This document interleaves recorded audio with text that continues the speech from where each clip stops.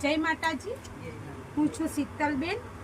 આજે અમે આવ્યા છે ગેજ ગામમાં નવાનગર ફળિયામાં, જ્યાં આ દાદા દાદી રહે છે, જો પર મુસીબતનો પહાડ તૂટી પડ્યો છે, જેને અનેકો તકલીફ છે। અને બીજું તો જે વિચારવા જેવી બાબત છે તે બંનેનાથી પગથી ચલાતું નથી। એટલી ખરાબ પરિસ્થિતિ છે કે આપણે ખરેખર મદદ કરવા પડ્યું છે। આપણે ઘર માટે પણ એમના માટે વિચારવાનું છે।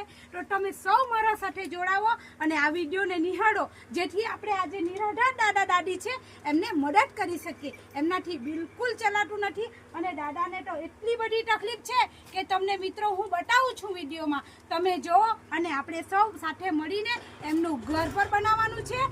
એમને આજે અમે રાશન કીટ આપવા માટે તો આવ્યા જ છે, તો આપ સૌ મારા સાથે જોડાવો એવી હું તમને વિનંતી કરું છું।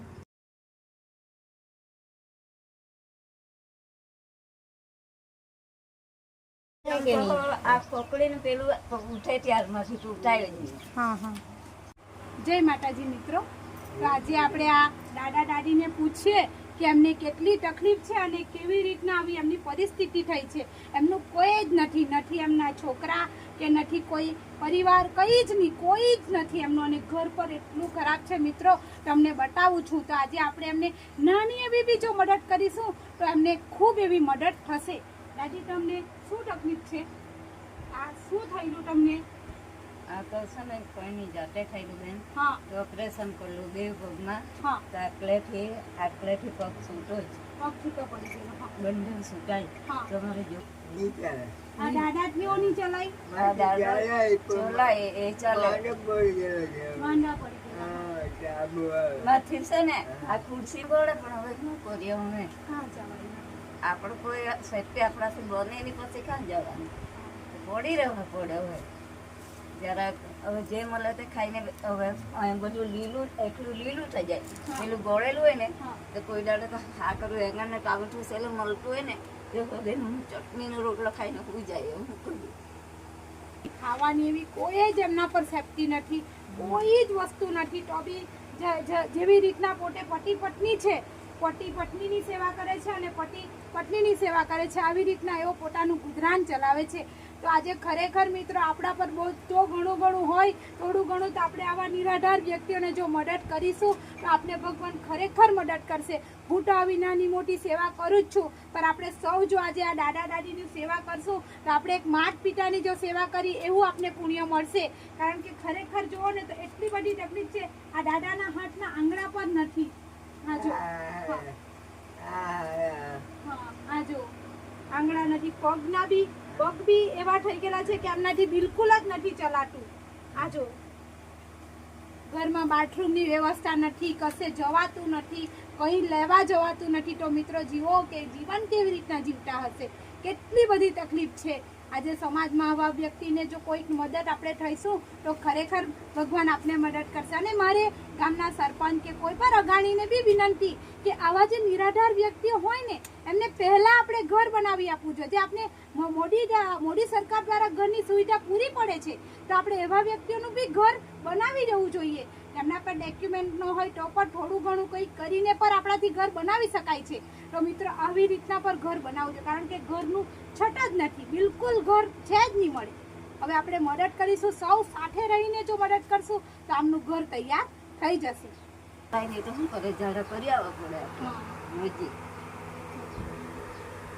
તમારાથી બી પગથી બિલકુલ એ નહીં થાય, ખાલી હાથ સારા છે ત્યારે કામ ફક્ત રાખીને અરે બધા કપડાં ધોઈને મૂકું તે તો મુખત તો લાખાય જ નહીં, આમ લાકડીથી ઢીંગલાવીને લાગવું શું કરું? બિલકુલ નહીં ચલાય, નહીં ચલાય ચાલાય તો નહીં। આ ખુરશી પકડે ત્યાં જરાક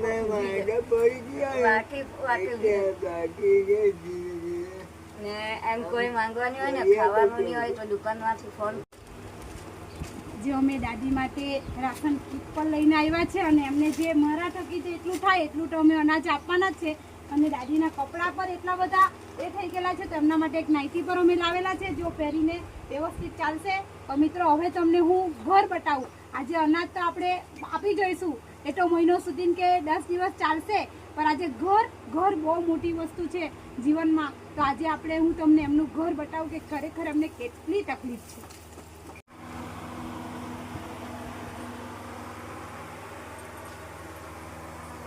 જો મિત્રો, ઘરમાં કંઈ જ નથી, ખરેખર આવી પરિસ્થિતિમાં રહે છે. અને સુવા માટે ખરેખર જો તો ખાટલો પર નથી, આવી રીતના દાદા દાદી બંને રહે છે.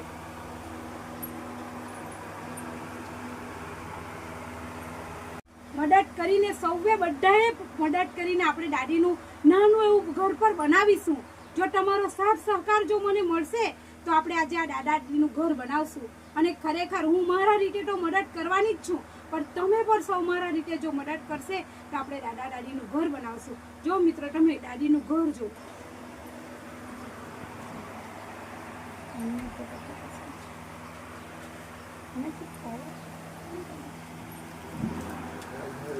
જરૂર છે, હા, જરૂર છે એટલે જ અમને બહુ જરૂર કે એનામાંથી બનતું નથી, બનતું નથી. હા, નથી બનતું. હા, એક ઘર અમને બનાવી આપે તો બહુ સારું. હા, તમે બધા બહેનો થઈને મદદ કરો, ભાઈઓ મદદ કરીને મને કોઈ પણ હિસાબે કે અમારું બનાવી આપજો. હા.